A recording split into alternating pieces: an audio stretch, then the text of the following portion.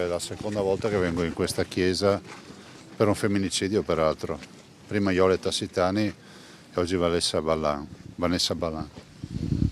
Penso che non ci sia altro da aggiungere se non quello che bisogna, da un lato, inasprire ancora di più le pene, perché pensare che si possa addirittura prendere 10, 20, 30 anni e non restarci a vita in carcere è grave. E dall'altro il lavoro di comunità, esattamente quello a cui ha fatto riferimento il fratello di Vanessa. Non aggiungo altro. E credo che ognuno debba fare il proprio per evitare ancora episodi di questo genere.